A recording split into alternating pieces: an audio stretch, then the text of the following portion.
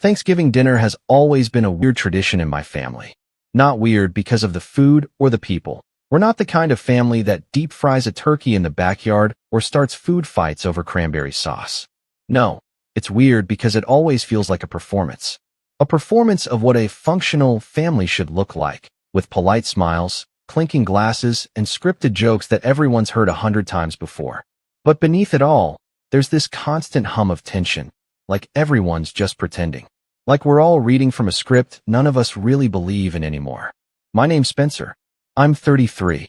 I live alone in a one-bedroom condo I bought a few years ago, about 40 minutes outside the city.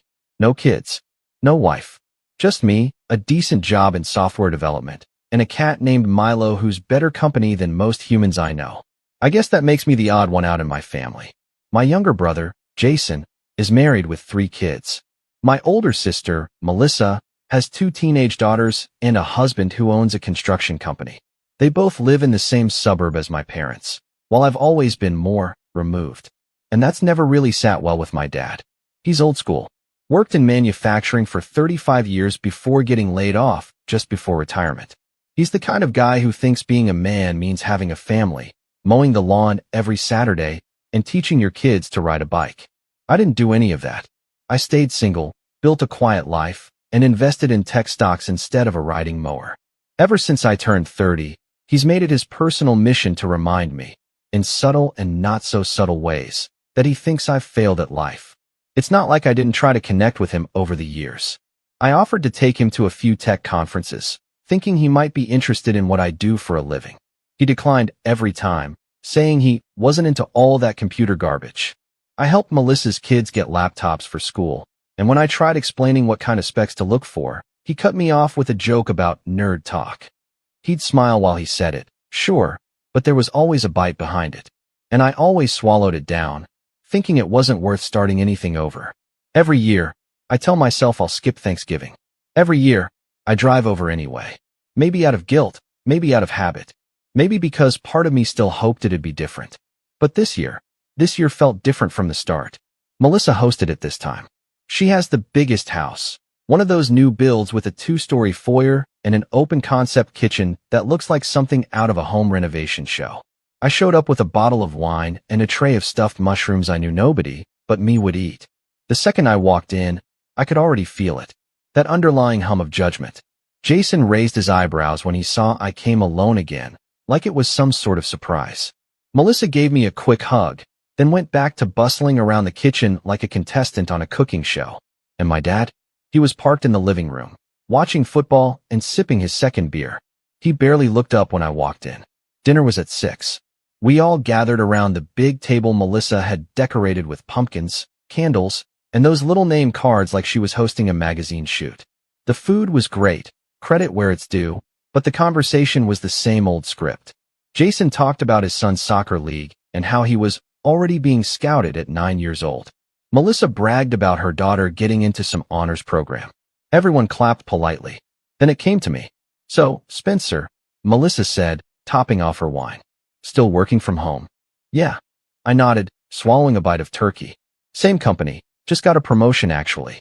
I'm leading a new project starting next quarter. That's nice, she said with a tight smile. Must be nice not having to worry about babysitters or school pickups. That stung a little more than I expected. I forced a smile and took another sip of wine. I've gotten used to those little comments, those polite digs masked as casual remarks. It's always the same undertone. You wouldn't understand, Spencer. You don't have a family. I was just about to change the subject when my dad leaned back in his chair, rubbing his stomach like he was already too full.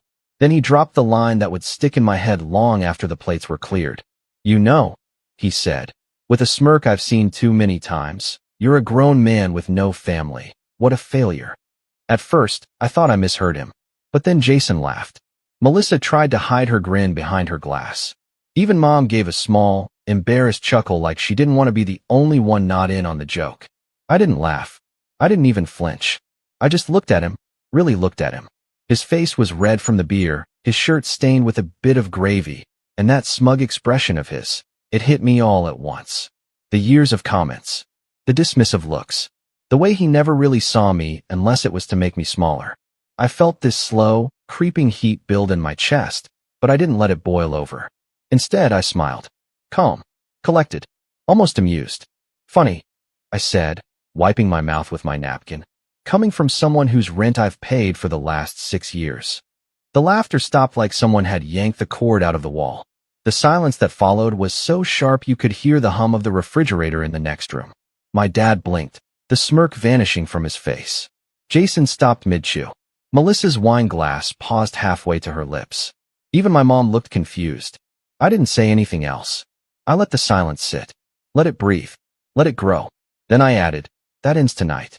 And that was when everything started to unravel. The silence after I said those words was heavy. Not dramatic, not cinematic, just heavy, like a weighted blanket soaked in cold water. Everyone at the table was processing it in their own awkward way. Jason stared at me like I'd just slapped our dad in the face. Melissa blinked in confusion, probably wondering if I was bluffing. My mom opened her mouth, closed it, then looked down at her plate. And my dad, he just squinted at me, like maybe he'd misheard, or maybe his hearing was finally starting to go. I almost hoped he had, for his sake. But I meant what I said. Every word. The truth is, my parents have been living in the same old house since I was a teenager. It's not a bad place. 2 stories, decent backyard, a little outdated, but nothing falling apart. After Dad got laid off at 59, he never really recovered financially. He applied for a few jobs here and there, but deep down, I think he felt humiliated. Mom picked up part-time work at a local gift shop to cover groceries and small expenses, but the mortgage and utilities were a different story. 6 years ago, I stepped in. Quietly. Without any announcement. Without conditions. They were a few months behind on mortgage payments, and I got a call from my mom one night asking if I could help just this once. I looked at my bank account. I looked at the number she gave me. Then I paid it. And the next month. And the one after that. Eventually, I just set up auto pay. I told myself it was temporary, just until they got back on their feet. They never did. They never thanked me either. Not really. It became this unspoken arrangement, like a subscription they assumed came with no cancellation policy. I didn't mind at first. I was making good money, living alone, no big expenses. But the longer it went on, the more I noticed something that gnawed at me, the entitlement. They never asked how I was doing financially. Never once offered to pay back a dime. My dad never even pretended to be grateful. Instead, he kept treating me like a disappointment. Like the fact that I didn't have a wife and 3 kids automatically made me lesser. And tonight, after all those years of quiet support, he had the nerve to mock me, to say I was a failure in front of the whole family like I was some punchline? No. So I said it. That ends tonight. My dad slowly leaned forward, placing both his hands on the edge of the table. His voice was quieter now, lower, controlled. What did you say? I didn't blink. You heard me. Melissa set her glass down a little too hard. Spencer, are you seriously saying you're going to stop helping them? Over a joke. A joke. I repeated, keeping my voice level. Sure. Let's call it a joke. Just like when Dad said I was probably one of those people who marry their computer last year. Or when he asked if I was too scared of real life to have kids. Or when he said my cat was the only legacy I'd ever leave behind. Jason leaned back, arms crossed. Come on, man. He didn't mean anything by it. That's just how he talks. Right? I said, nodding slowly.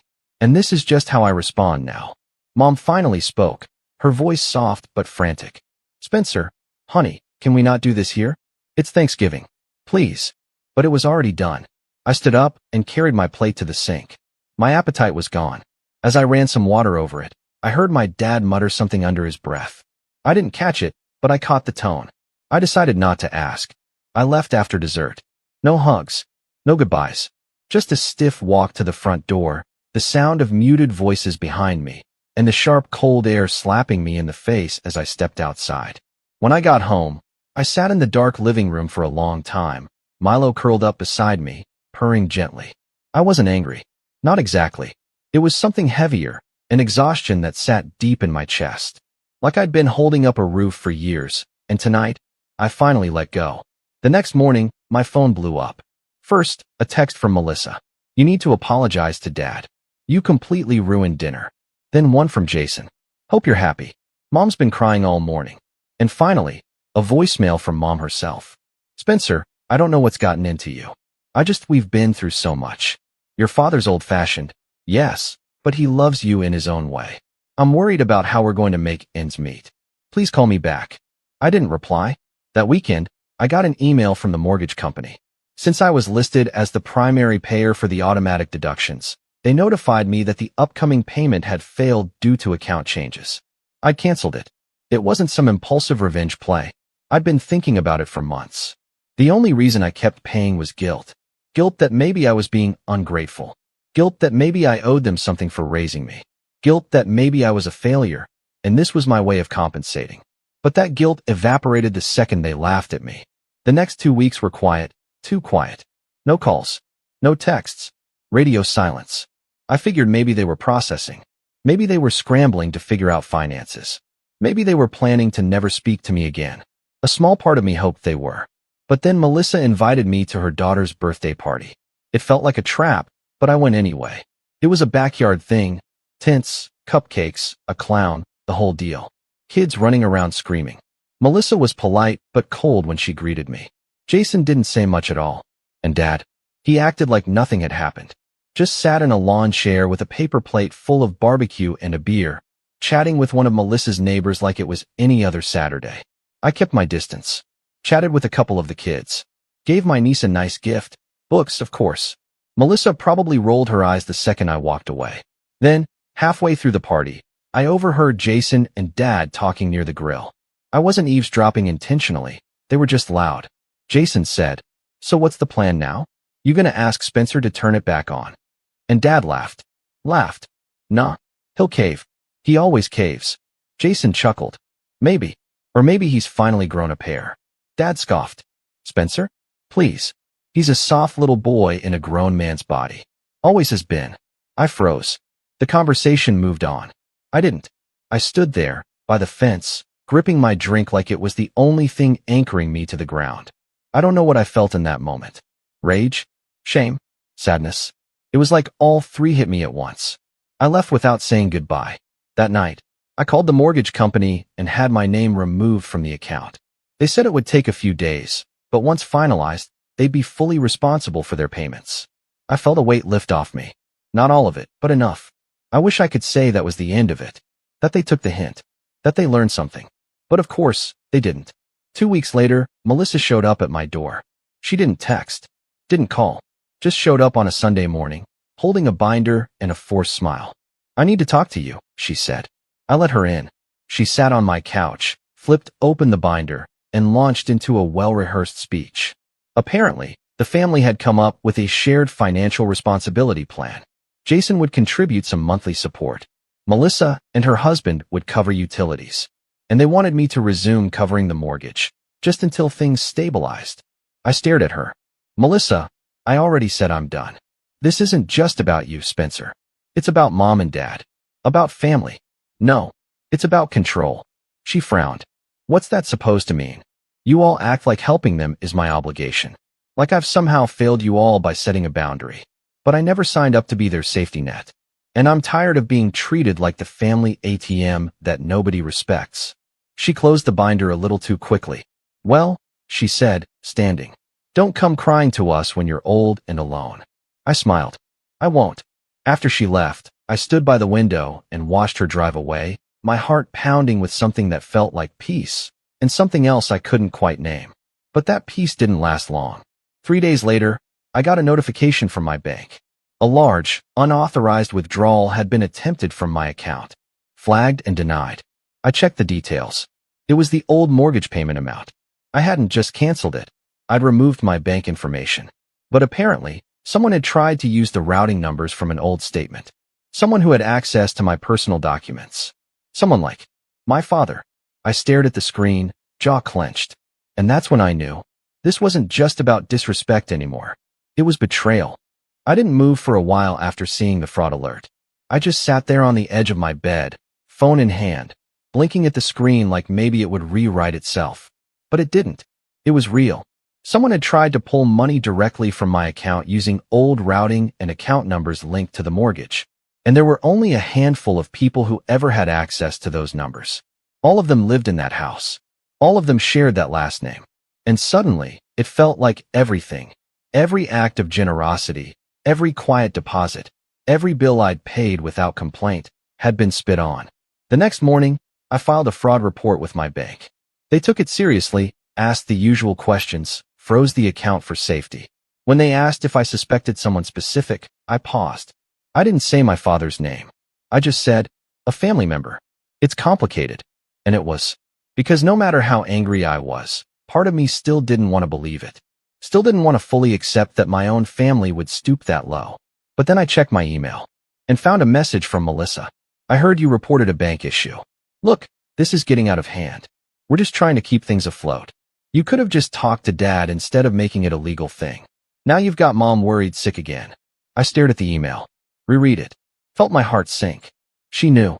She knew what he did. And instead of outrage or embarrassment or even a simple apology, I got that. A guilt trip. A veiled scolding. Like I was the problem for not playing along with their little scheme. That was the moment I stopped questioning. That was the moment the last thread snapped. I didn't respond to her email. I didn't call anyone. I didn't explain. I just closed the laptop and sat back in my chair, feeling more alone than I had in a long time. That week, I didn't sleep much. I stopped answering messages from friends. Skipped meals. Just went through the motions at work, camera off during Zoom calls, mic muted. My code started slipping, little bugs, missed deadlines. My manager noticed. She reached out, asked if everything was okay. I told her I was just overwhelmed. She said I should take a few days. I didn't argue. I thought about driving somewhere, just packing a bag and disappearing for a while. But I didn't even know where I'd go. I didn't want a vacation. I wanted a reset. One night, I sat on my couch, Milo curled up in my lap, and just let it all out. The anger, the sadness, the confusion, the deep, gnawing ache of realizing that the people who were supposed to love me unconditionally had placed conditions on everything. That their love came with strings. That maybe, just maybe, it was never really love to begin with, just expectation. I thought I'd feel better after crying. I didn't, but it helped me see something clearly. I'd built my life around trying to earn their approval, and I was done. The next morning, I woke up early, before the sun. I brewed some coffee, fed Milo, and opened a fresh notebook. I titled the first page, What I Want. Not what they wanted. Not what I thought I should want. Just me. I sat in silence for a long time before I started writing. Peace. Independence. Real connection. Creative work. Meaning. Trust. It wasn't a long list, but it was mine. That was the beginning. The first thing I did was lock down every financial account I had. New bank. New passwords. Two-factor authentication on everything. I pulled my credit report, flagged everything for fraud alerts, and put a freeze on all new lines of credit. It took days to set everything up properly, but once it was done, I felt like I'd taken the first step back toward control. Then I went through my apartment, room by room, and started getting rid of everything that weighed me down. Old files, clutter, useless tech gadgets I bought during random dopamine binges. I sold what I could, donated what I couldn't. It felt good. Cleansing. Like shedding dead skin. Next came work. I scheduled a one-on-one with my manager, Sarah. She was one of the few people I trusted. When we got on the call, she immediately asked how I was doing. Honestly, I said, pretty bad, but I'm working on it. She nodded slowly. You've been one of our top devs for years, Spencer. If you need time, take it. We'll make it work. I told her I didn't want time off. I wanted purpose. We ended up talking for over an hour. I told her I wanted to take on a new role, something more creative, more collaborative, something that reminded me why I got into software in the first place. She listened. She got it. A week later, she transferred me to a new team building an educational platform for low-income schools. It didn't pay more, but it fed something deeper. Outside of work, I started rebuilding my life in small ways. I joined a local running group. I'd never been a runner, but I figured I needed something to get me out of the apartment and into fresh air. The first run nearly killed me. I was out of breath in 5 minutes. But I went back the next week. And the week after that, I took a pottery class. Something about shaping clay with my hands felt grounding. The first few pieces looked like deformed blobs, but I didn't care. I was doing something just for me. No goal. No approval. Just the joy of creation. I reached out to an old friend from college, Naomi. We used to talk almost daily back in the day, but life pulled us in different directions. She was surprised to hear from me, but happy. We met up for coffee, talked for hours, laughed like no time had passed. That one reconnect sparked something in me. I wasn't alone. I just needed to look in the right places. I started documenting everything, journaling, recording little voice notes, even sketching now and then. Not because I thought I was good at it, but because I wanted to understand myself better. For the first time in a long time, I was living on my own terms. But even as I rebuilt, the shadow of my family loomed. They hadn't contacted me since the bank incident. No apologies. No explanations. Just radio silence. Part of me expected it. Part of me still hoped someone, anyone, would reach out and try to make it right. Then, a month later, it came. A letter. Handwritten. No return address. It was from my mom. Spencer, I don't know what's happening anymore. I feel like everything's falling apart. Your father says you're being dramatic, but I don't think you are. I think you're hurting. And I hate that I didn't see it. We've made a lot of mistakes. I've made a lot of mistakes. I don't know how to fix any of this, but I wanted you to know that I love you. Not because of what you do for us. Not because of money. Just because you're my son. I hope you'll write back. Or call. Or visit. Love. Mom. I stared at that letter for a long time. Read it twice. Then folded it carefully and slid it into a drawer. It meant something. But it wasn't enough. Not yet.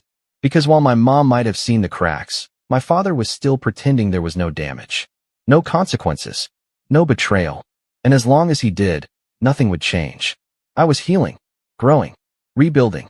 But I hadn't forgotten. Because the truth was still sitting there, in the background, waiting. They crossed a line. And the moment would come, soon, when I'd make sure they finally understood what it cost them. I didn't reply to the letter.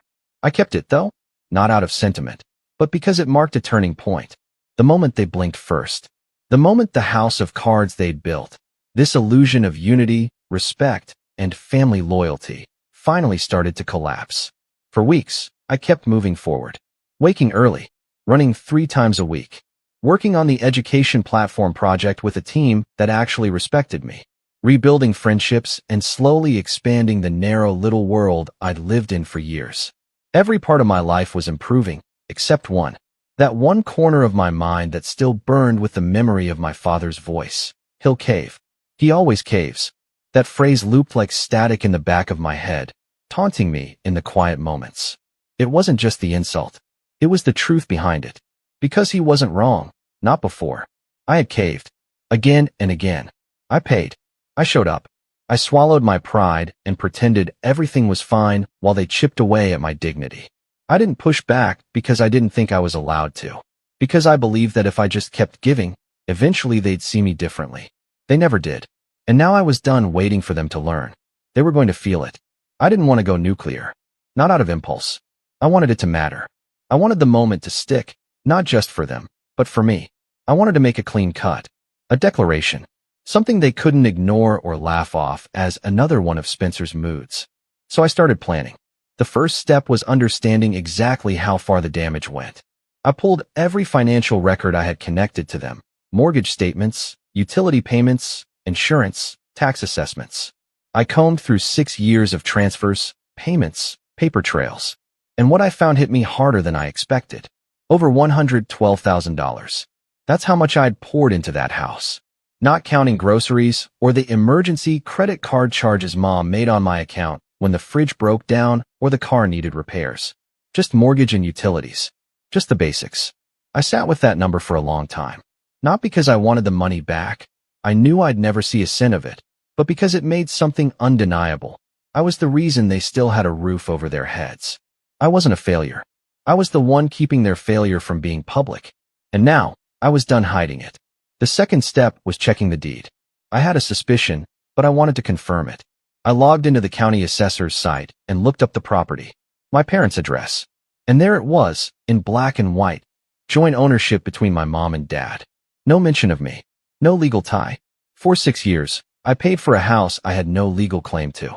I might as well have been donating to a stranger. That was the last thread I needed to cut. The next day, I scheduled a meeting with an attorney. Not to sue them. I wasn't interested in dragging it through court, but to make sure every possible financial link between us was severed. I wanted to be free.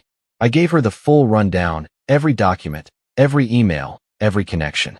She listened, took notes, asked the occasional clarifying question, then leaned back in her chair with a look that was both empathetic and impressed. You've already done most of the work, she said. We'll get the rest squared away in a few days. You've got nothing tying you to them now, except history. That's when I told her the last part of the plan.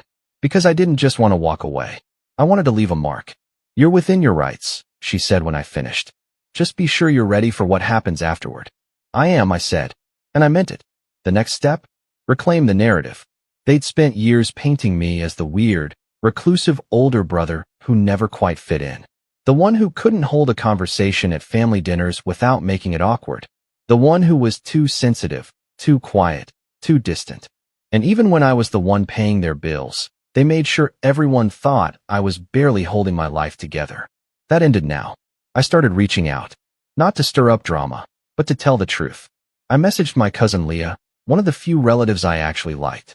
We hadn't talked much over the years, but I remembered her defending me once at a barbecue when Dad made a joke about me being a stay-at-home bachelor. Hey Leah, I wrote. Hope you're doing okay.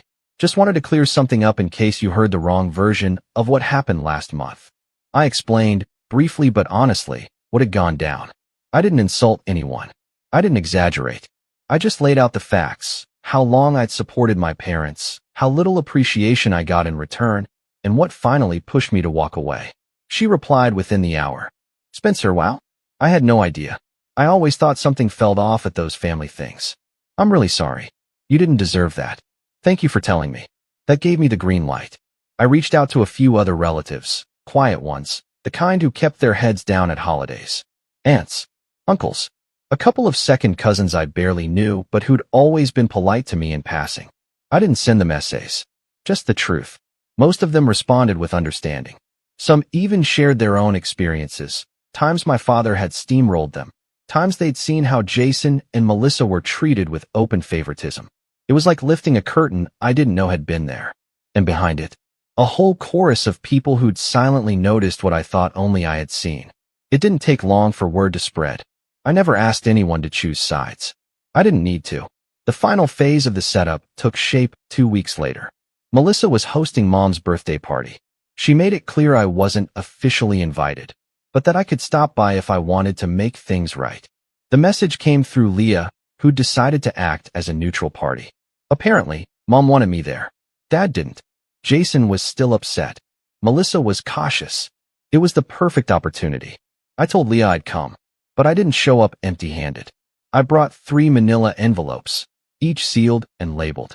One for Melissa, one for Jason, one for my father.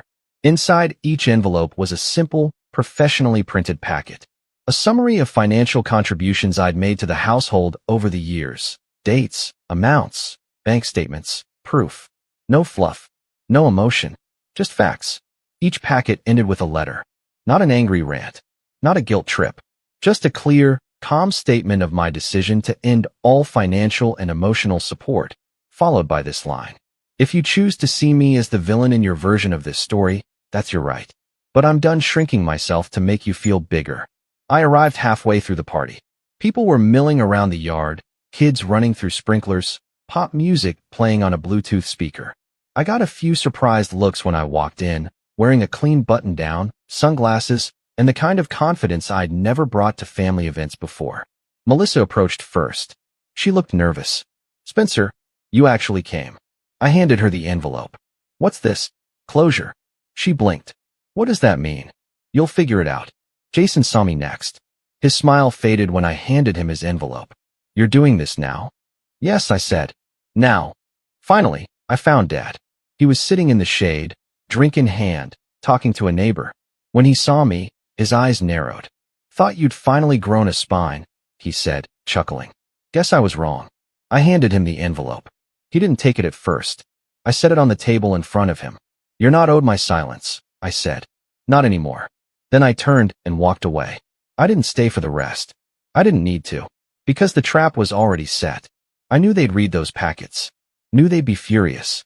Knew they'd want to paint me as ungrateful, vindictive, disrespectful. But I also knew something else. They had nothing left to hold over me. And when people finally see who you are without your money, your compliance, or your silence, that's when the real masks fall. And I was ready. The fallout didn't happen in an explosion. It happened in whispers. Quiet phone calls. Side-eye glances. Half-hearted explanations at Sunday barbecues, where people pretended everything was fine while holding manila envelopes they weren't supposed to talk about. And that's what made it so satisfying, because it wasn't loud.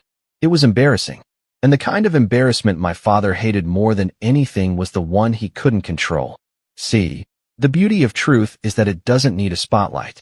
It just needs to be seen. And the moment I put it in writing, gave it shape, gave it receipts, it stopped being my burden and became theirs. By the end of the party, everyone had read what was in those envelopes. And no one saw them the same way again. It started with Melissa. Apparently, she spent the entire next week texting my cousin Leah, trying to contextualize the documents, spinning them into this convoluted story about temporary support and miscommunication. But Leah wasn't buying it. None of them were. Because I'd backed every claim with cold, hard numbers. 6 years of payment logs, mortgage slips, utility bills, even screenshots of transfer confirmations. Jason didn't say much publicly, but I knew, through the grapevine, that he was furious, not at me, but at my father. Why? Because it was his idea to go into my old files and attempt that bank withdrawal. That's what really buried them. My envelope hadn't just contained financial records. It included a redacted copy of the fraud alert notice. Dates, times, IP address, all pointing back to their home. Jason had 2 kids, a mortgage of his own, and a career he couldn't afford to tank. Suddenly, he realized that whatever game Dad thought he was playing, he didn't want to be part of it anymore. The tension split their golden sibling alliance in half. Melissa didn't fare much better. The silent relatives, the ones who usually stayed neutral, stopped backing her up. At birthdays and holidays, people pulled me aside, asked how I was doing, told me they always wondered how things really worked behind the scenes. They started skipping her invites. A couple of them stopped by my place for coffee. One even asked me to help their son get into coding. But the real fallout? That landed squarely on my father. The man who never apologized, never admitted fault, never once said, "Thank you," even after I paid 6 years of his bills. At first, he tried to ignore it, told people it was fabricated, that I'd made the numbers up, that I was being vindictive. But you can only spin so much when the truth is in print. And when people stopped calling, stopped visiting, stopped nodding along to his tired jokes, it hit him. Not all at once, but slowly, like a roof starting to leak. I didn't hear from him for 2 months. Then one afternoon, I got a letter. Not from my mom. From him. "Spencer, you think you're so smart. So above it all. You embarrassed me. You disrespected your own family. You think money makes you better than us? You're not better. You're just bitter. I don't want anything from you. Don't come back. Don't bother writing." Dad. No apology. No acknowledgement of what he did. Just wounded pride wearing a mask of anger. But I read between the lines. That wasn't the voice of a man in control. That was a man scrambling to save face after the curtain fell. So I didn't write back. I didn't need to. Mom wrote again, a few weeks later. A real letter this time. Honest. Sad. She apologized for staying silent. Said she didn't know about the bank stunt until after it happened. She begged me to forgive her, to remember who she used to be. She told me she was thinking of leaving him, that the house had become too heavy to live in. That letter shook me, because I still loved her, even after everything. And I believed her, because her guilt came from a real place. But I also knew it wasn't my job to save her. Not anymore. So I wrote back, carefully. "Mom, I love you. I always will.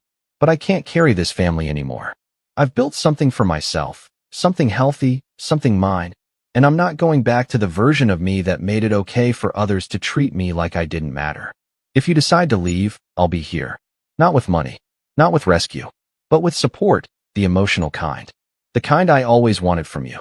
But I can't come back to that house. Not ever again." She didn't respond right away. But that's okay. I'd said what I needed to say. The final blow came a few weeks later, on a Sunday afternoon. I was at the park with Milo in his little cat backpack. Don't judge. He loves it. When Leah called. "Hey," she said, trying to sound casual. "You're not going to believe this." "What?" "Your parents sold the house." I stopped walking. "What?" "Yup. Listed it last week. Underpriced it too. Probably just wanted it gone fast." I didn't say anything for a second. "And guess where your dad is staying now?" "Where?" "Jason's basement." I laughed. I couldn't help it. Not out of cruelty, but out of the absurdity. The man who spent his life looking down on me. mocking my independence, sneering at my loner lifestyle, was now living in his son's basement because the people he thought he could leech off forever finally walked away. Leah chuckled too. Melissa won't take him. Said she's too busy. Your mom moved into an apartment across town. Smaller, but nice. Looks like she might actually be happy. I let the moment sink in. Then I sat on a bench, unzipped Milo's backpack, and let him hop out onto my lap. There it was. Not some big, cinematic ending. No courtroom scene. No tearful confessions. Just quiet consequences. Real ones. I'd stopped being the family's emotional punching bag. I'd told the truth. I'd walked away. And now, they were sitting in the mess they'd made, while I finally had a life that felt like mine. I didn't need revenge in the traditional sense. No flames. No screaming. No grand finale. I just needed one thing. Freedom. And I got it. He'll cave, my father said.